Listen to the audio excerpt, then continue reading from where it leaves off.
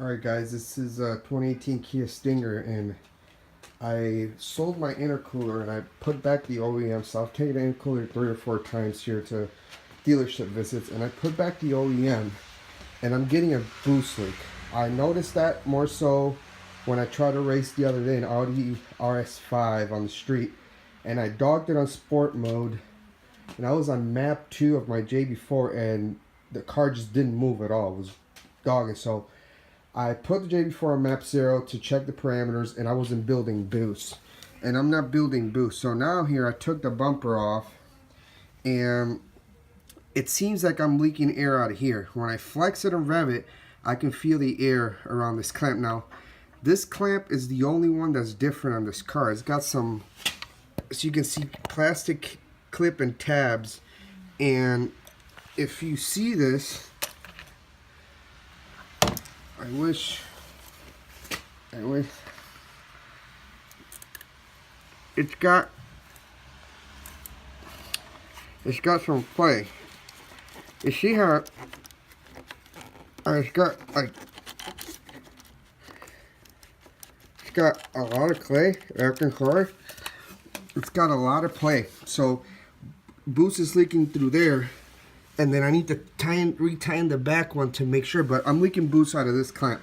Now this whole assembly, it's like $500, that hose with that clamp. It's ridiculous. So I have some spare from my IS300 Turbo. I have some spare elbows and clamps everywhere. So I had a 90-degree 2.5 inch and a little piece of intercooler pipe 2.5 here, and this seems that it's gonna fit perfect for now until I figure it out with time. So I'm gonna try this. First I'm gonna try retorquing these clamps or figure that out to see if that'll stop the boost leak. If not, I'm gonna replace it with this piece. Alright guys, I'm back. Finally took it back. See how weird this clamp is? Now, if you see here, the intercooler is different. The tips are different. You see how, okay, sorry for the back camera angle. See how this tip is angled for that, this kind of taper right there? It has that groove. The other side is completely different, which makes it a pain. It makes it difficult. This side, actually, you see, not hard to put a silicone piece here, but on the other side, there's not that bead roll, as you call it, there. So we're gonna have to. All right, guys, I'm back. I want to apologize for the shitty video camera work, but I'm working by myself and I don't have anybody to help me. Finally, I had a boost leak, and now I figure it out. So here's the car back together, and this is the clamp that was giving me trouble. Now, I've taken the intercooler in the past, so I know some of you might think, oh, you took the intercooler off and you left it loose. No, this one you don't torque, it actually snaps. But come to find out, the boost leak was not coming from the blow valves, was not coming from there. It was coming from somewhere unexpected. So, you guys see that hose right there where it comes from the bottom? That hose right at the top, you see the top clamp and the bottom clamp, which I'm lining. Well, the top one was actually loose. Now, I've never touched it. I've changed the intercooler. The only clamps I ever loosen are that one on the back and this one right here to take the intercooler. So just the two fronts.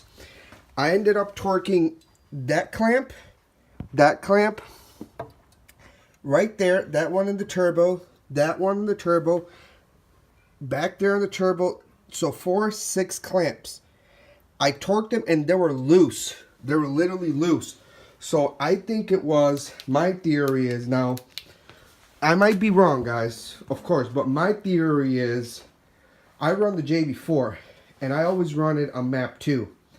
I think after a while with the higher boost setting and the vibration of the road and, you know, tracking the car and so forward, over time, I have 10,000 miles, so it's not a lot, but it is reasonably. I have the car for a year now, so I think the vibration made them loose. And like I said, those have nothing to do with me taking the intercooler because I've never touched those clamps in my life in the past. So I just want you guys to know that, to make sure you torque them. Again, I'm going to show them to you. That one there,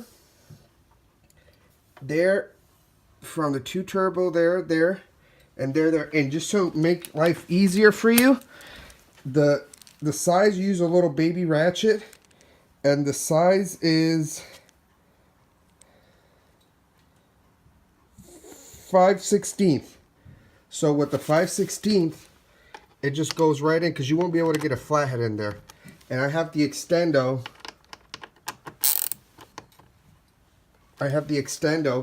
To reach those spots. If not, I take the extendo to get them. So, guys, again, found the boost leak. It had nothing to do with swapping the intercooler. Some of you guys in the future, from vibration, from running tunes, from running piggybacks, higher boost settings, eventually after a while these clamps might become loose, and you might get a boost leak and wonder, oh, what the hell is wrong, and think something's wrong with your tune or whatever. It is not. Always check the clamps, make sure you torque them because they were all loose. So again, this might not happen to anybody else, it might never happen to you, but in case it does, you know what to look for. So here's a wrap up. Just want to give everyone thanks, and hopefully this helps some people in the future.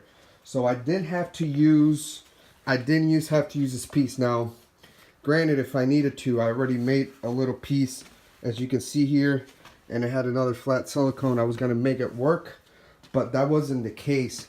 Now, this clamp is very suspect because it wiggles. It's not even solid in there, so I don't really trust this clamp. So we'll see if I find an alternative to make a custom. That'll be for the next video. Thanks for watching, guys. Subscribe, help a brother out. Bye. Peace.